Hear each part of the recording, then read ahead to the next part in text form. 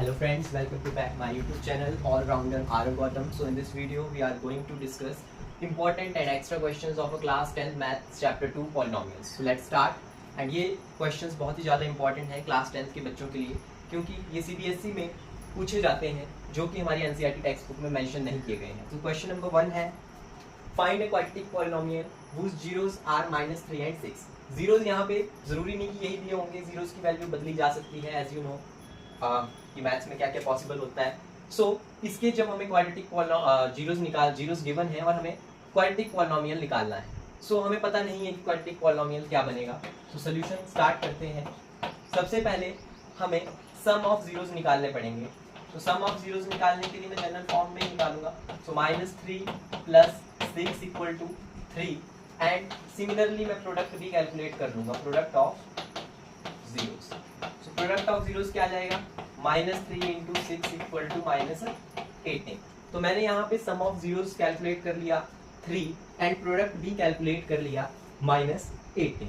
उसके बाद हमारा अगला काम है जो हमने रिलेशन पढ़ा था sum of zero and product of zeros के बीच. क्या रिलेशन था? तो रिलेशन था x² - sx + p for any quadratic polynomial. तो इस रिलेशन को हम यूज करेंगे जहां पे s is stand for the sum of zeros and p is stand for product of zeros. तो जब मैं इसमें इन वैल्यूज को एग्जीक्यूट कर दूंगा तो मेरे पास पॉलिनोमियल आएगा x² - s की वैल्यू सम ऑफ जीरोज की वैल्यू 3 है, x + p प्रोडक्ट की वैल्यू यहाँ -18 है, सो -18. तो फाइनल आंसर जो आएगा वो आएगा x² - 3x - 18. So it is a quadratic polynomial whose zeros are -3 and 6. आप कैलकुलेट भी कर सकते हैं कि क्या वाकई जीरो जो है वो -3 and 6 आ रही हैं, तो यही पॉलिनोमियल है. सिमिलरली एक क्वेश्चन आप करेंगे to find a quadratic polynomial whose zeros are 3 and 4. So इस क्वेश्चन को आप करेंगे, मैं आपको आंसर शो कर देता हूं कि what is the answer of this question. तो इसका आंसर है x² - 7x + 12. It is the right answer of this question that I will given to you.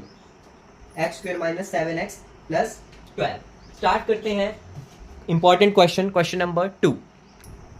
So question number 2 है, for what value of k is 3 is a zero of polynomial of this. So मैं सबसे पहले solution start कर देता हूँ इसका and मैं लिख देता हूँ polynomial p of x is equal to 2x² + x + k. उसके बाद मैंने जहाँ जहाँ x है वहाँ पे मैंने x की वैल्यू एग्जीक्यूट कर दी 0. सो 2 × x² + 0 + k. तो मेरे पास कुछ ऐसे आ जाएगा. अब मेरा जो काम है, मेरे को तो वैल्यू निकालनी है k की और मेरे को पॉलिनोमियल भी दिया है, तो मैंने इसकी एग्जीक्यूट कर दी 0 वैल्यू एंड आफ्टर दैट मुझे गिवन है कि 3 इज 0 ऑफ दिस पॉलिनोमियल. तो 3 जो है वो 0 ऑफ दिस पॉलिनोमियल है. इट मीन्स मैं क्या करूँगा, मैं p ऑफ 0 की अगर 3 हमारा पॉलिनोमियल है, 3 is 0 of p × x, then मैं पुट कर दूंगा 3 को किसमें, इस पॉलिनोमियल में. लेकिन अब मैं होल 3 को पुट करूंगा इसमें तो इक्वल टू 0, क्योंकि ये तो 0 ही आएगा ऑलमोस्ट. 3 इज 0 तो 0 में इक्वेट कर दिया, इसमें डाल दिया हमने. सो 2 × 3² + 3 + k = 0. अब आपको ये सॉल्व करना है, इसमें सिंपल सी कैलकुलेशन है. तो लेट्स स्टार्ट दैट कैलकुलेशन. सो 3 का square 2 × 9 + 3 + k = 0. So it is 18 and 18 + 3 is 21 + k = 0. And what is value of k? So k value is -21. तो -21 हमारे पास k की वैल्यू आ चुकी है. इससे पहले हमारी दो एक्सरसाइज 2.1 एंड 2.2 की वीडियोस अपलोड हो चुकी हैं. अगर आपने वो नहीं देखी है तो आप उन्हें देखिए, उसके बाद इन क्वेश्चंस को प्रैक्टिस कीजिए, क्योंकि बड़े कॉम्प्लेक्स क्वेश्चन है as compare to your NCERT questions. So now we are moving to question number 3. So let's start our question number 3. So next question है आपका, a quadratic polynomial whose zeros are 2 times of the zeros of this polynomial. Polynomial आपको given है, एक बार मैं solution में इस polynomial को लिख लेता हूँ. So the polynomial is p of x equal to x² + 7x + 10. This is your polynomial that is given to you. इन्होंने बोला है कि इसकी जीरोज का 2 टाइम्स आपको फाइंड आउट करना है. तो हमें पहले ये सिंपली क्वेश्चन जो है उसमें जीरोज निकालने पड़ेंगे, जैसे हमने पिछले कल एक्सरसाइज में किए थे. To find the zeros of p of x, put p of x equal to 0.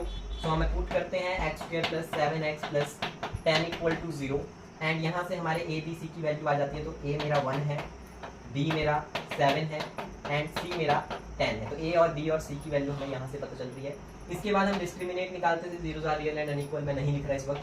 So d equal to b square minus 4ac, so d equal to b square आ जाएगा 7 स्क्वायर 49 माइनस 4 इंटू a 1 है, c आपका 10 है, तो 49 minus 40 equal to 9। तो आपका discriminate जो है उसकी वैल्यू आ जाएगी 9। तो हमने डिस्क्रिमिनेट फाइंड आउट कर दिया।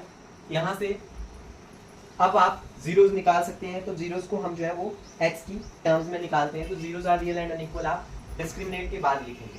तो लिख लेता हूँ मैं, zeros are real and unequal. इसके बाद हम x के टर्म्स में जीरोस निकालेंगे आपकी। तो उसका फॉर्मूला था minus B plus minus under root discriminate upon 2a। So let's start. x equal to minus b की वैल्यू है 7 plus minus under root d जो है अंडर रूट 9 हो जाएगा 2 और a की वैल्यू 1 है। तो x इक्वल टू यहाँ से दो केस हो जाएंगे, minus 7 plus 3 upon 2 with x equal to minus 7 minus 3 upon 2। तो यहाँ पे आंसर आ जाएगा आपका माइनस 10 अपॉन 2। तो हमारे पास एक जीरो आ जाएगा माइनस 5 एंड एक जीरो जो है यहाँ से आ जाएगा minus 4 upon 2। So it is x equal to minus 2। तो हमारे पास दो जीरोज आ चुके हैं। एक हमारे पास x इक्वल टू माइनस 2 है और एक हमारे पास x इक्वल टू माइनस 5 है। इसके बाद आपको बोला गया है कि आपने इनका 2 टाइम्स ऑफ 0 करना है। सो 2 टाइम ऑफ 0 करना है। सो 2 टाइम्स अगर इनका यहाँ पे आप डायरेक्ट करोगे तो आपका आंसर गलत आ जाएगा। इसलिए आपको इनका जनरल सम और जनरल प्रोडक्ट निकालना पड़ेगा जो आपके जीरोज आए हैं। तो जब आप इनका जनरल सम और प्रोडक्ट निकालेंगे तो देखते हैं हमारे पास क्या आंसर आता है। Let's start to calculating the general sum and general product of these zeros of 2 times.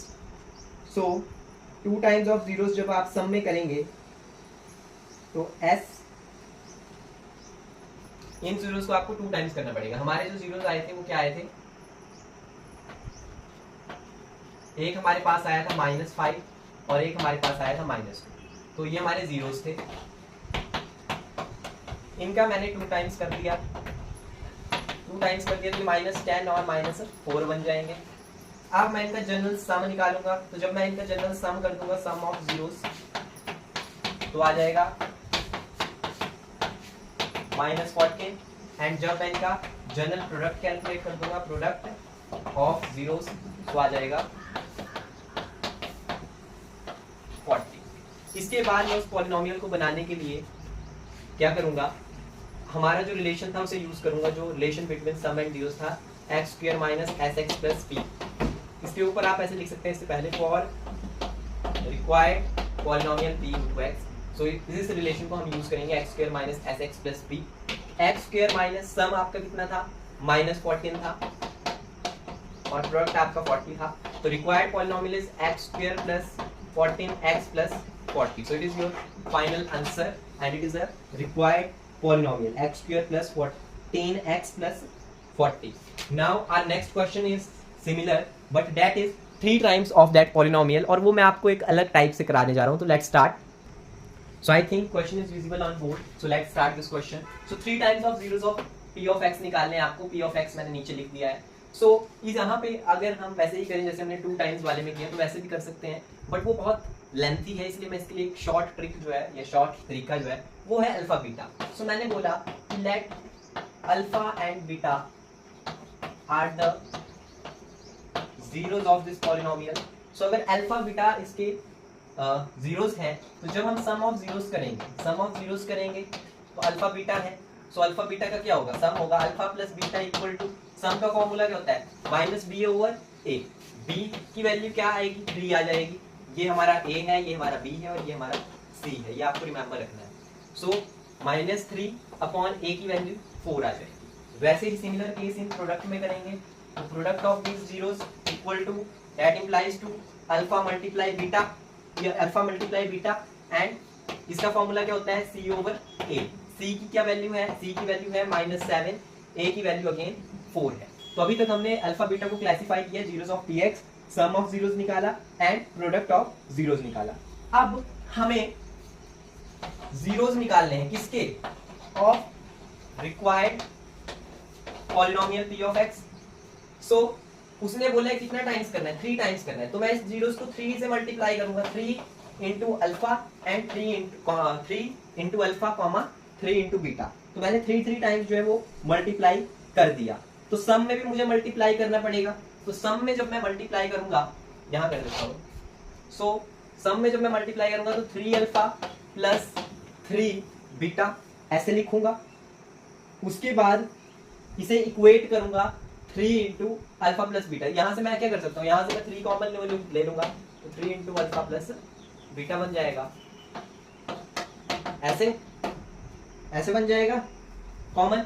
वैसे ही मैं प्रोडक्ट से क्या करूंगा, जो मेरा प्रोडक्ट है उसे भी मैं इक्वेट करके देखूंगा कि क्या वाकई मेरा आंसर जो है वो आ रहा है उतना या नहीं आ रहा। तो मैं प्रोडक्ट को इक्वेट कर लेता हूं।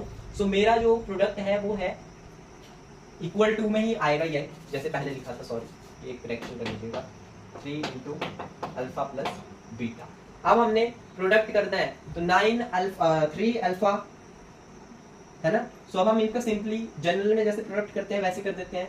तो 3 टाइम्स ऑफ अल्फा किया, सो मैंने लिख दिया 3 और इंटू जो अल्फा प्लस बीटा में आया है वो आया है आपका ये, और यहाँ पे एडिशन है, ये हमने इसी को यहाँ से किया, 3 टाइम्स किया, सम 3 को कॉमन लिया इंटू अल्फा प्लस बीटा किया, यहाँ तक समझ आ गया।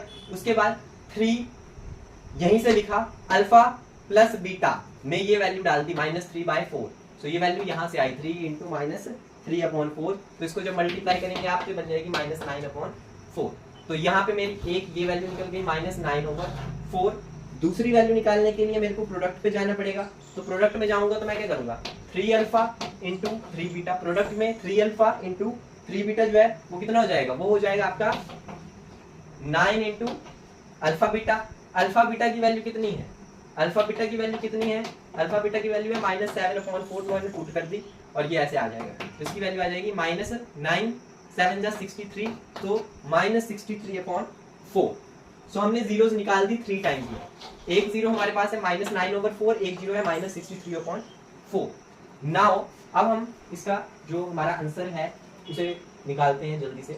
सो रिक्वायर्ड पॉलिनोमियल पे जाएंगे। जब आप रिक्वायर्ड पॉलिनोमियल पे जाएंगे तो आप दोबारा से उस फॉर्मूले पे आएंगे, x² - sx + p। So x² p of x मान लेते हैं इसे, p ऑफ x क्या आ जाएगा, x² की वैल्यू आ गई, माइनस सम कितना आया है -9/4, x प्लस प्रोडक्ट कितना है -63/4। So answer is x² + 9/4 - 63/4। So it's your final answer of this question. और कई बार जैसे मैंने आपको बताया था कि आंसर कैसे हो सकता है, ऐसे भी निकाल सकते हैं, 4x² + 9 - 63। तब भी ये सेम ही बात है, जब यहाँ से कॉमन लेके इसे यहाँ मल्टीप्लाई कर दिया जाता है कुछ केसेस में। तो दोनों ही आंसर जो है वो सही हैं।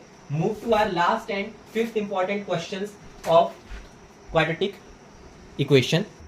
So let's start our question number 5. So in question number 5, find quadratic p of x whose zeros are the square. अब यहाँ स्क्वायर के रूप में पूछा है। पहले हमारा क्वेश्चन था कि 2 टाइम्स में बताओ, 3 टाइम्स में बताओ। एक ये भी फॉर्म बहुत पॉपुलर है जब स्क्वायर पे पूछा जाता है, ये एक क्यूब में भी पूछा जाता है। तो क्यूबिक में कैसे होगा, क्यूबिक में भी बस ऐसे ही होगा। क्यूबिक में क्यूबिक आइडेंटिटीज लगेंगी एंड स्क्वायर में स्क्वायर आइडेंटिटीज लगेंगी। अगर आप स्क्वायर वाला क्वेश्चन कर लेंगे, आई होप सो कि आप क्यूब वाला क्वेश्चन भी कर लें। So let's start this question. P of x is given to you. Let alpha beta are the zeros of polynomial p of x. So let's start our next work, sum of zeros. तो sum of zeros निकालने के लिए again आपको formula लगाना पड़ेगा -b/a minus b. So minus b की value है आपकी -2 और a की वैल्यू है आपकी 6, यहाँ से -2 and 6. So it is 2/6 और इसे भी लिख सकते हैं 1/3. उसके बाद product of zeros equal to c/a। c की वैल्यू है हमारी -15 यहाँ पे और a की वैल्यू हमारी 6 है, तो ये -15/6 ही आएगा। Next is zeros of required polynomial p of x। तब हम जीरोस स्टार्ट कर रहे हैं निकालना of our required polynomial p into x। तो उसके लिए हमें क्या करना पड़ेगा, हमें बोला है कि अल्फा पहले हम सम लिख लेते हैं। तो सम के लिए हम कर रहे थे अल्फा प्लस बीटा जीरोस का सम करना पड़ेगा, लेकिन लिखा है स्क्वायर्स ऑफ द जीरोस, तो स्क्वायर करना पड़ेगा। Alpha square plus beta square, एक ये चीज बन जाएगी, और एक प्रोडक्ट में जब अल्फा बीटा लिखेंगे तो इनका भी स्क्वायर करना पड़ेगा। ये दो चीजें हमें कैलकुलेट करनी पड़ेंगी, नंबर 1 एंड नंबर 2। तो पहले मैं दूसरी चीज कैलकुलेट कर देता हूं, क्योंकि जो दूसरी चीज है वो आपकी आसान है, राइट। अल्फा और ये जो बीटा का स्क्वायर है, या इसे आप जरूरी नहीं ऐसे लिख सकते हैं, इसे आप ऐसे नहीं लिख सकते थे अल्फा स्क्वायर बीटा स्क्वायर, क्योंकि जीरोस ऑफ अल्फा बीटा होंगे, राइट। तो इसे ऐसे भी लिखा जा सकता है, तो ऐसे ही लिखना है आपने अल्फा स्क्वायर और बीटा स्क्वायर।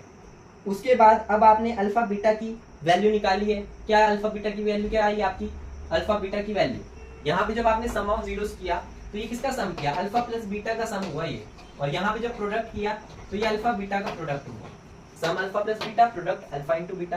तो अल्फा प्लस बीटा, ये जो दूसरी वाली इक्वेशन है, इसका जब सोल्यूशन होगा तो अल्फा प्लस बीटा की वैल्यू का स्क्वायर कर दो। सो इसका स्क्वायर किया तो इसकी वैल्यू क्या है? इसकी वैल्यू है आपकी -15/6।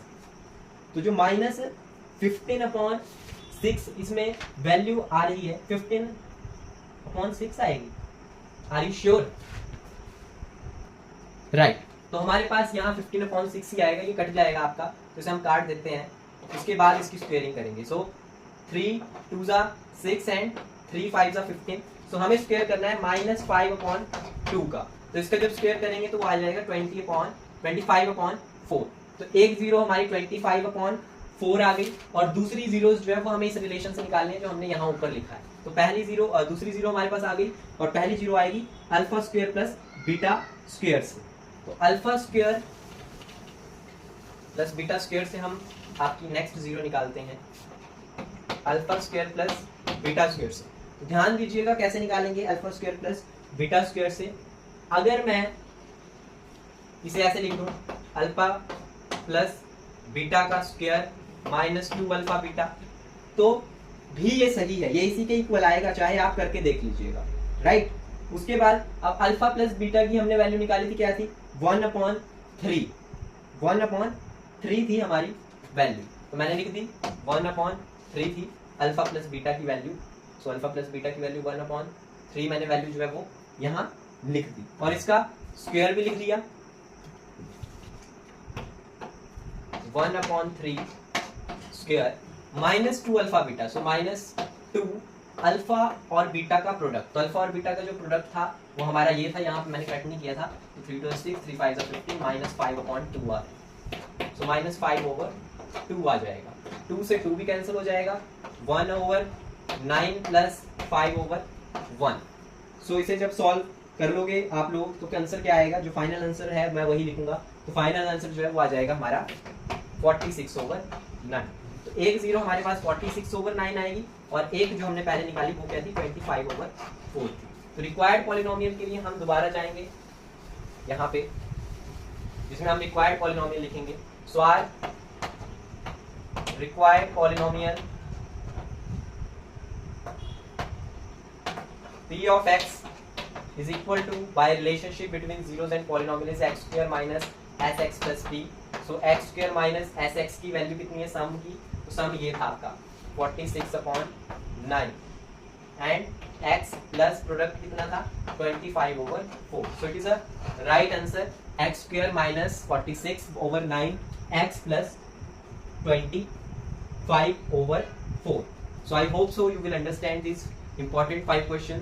और ये जो क्वेश्चंस आपको कराई आपकी एनसीईआरटी टेक्स्ट बुक में मेंशन नहीं, ये क्वेश्चन या तो आपको इंटरनेट पे या पीवाईक्यू सीबीएसई पे करने पड़ेंगे। आई होप आपको समझ आया होगा, और ट्राई कीजिएगा एक्सरसाइज के बाद इन क्वेश्चंस को करने की, क्योंकि सीबीएसई के एग्जाम में इसी तरीके के क्वेश्चंस जो है वो पूछे जाते हैं, और ये बहुत ही ज़्यादा इंपॉर्टेंट है। So please like, subscribe and comment your doubts with show your support. Thanks to all of you.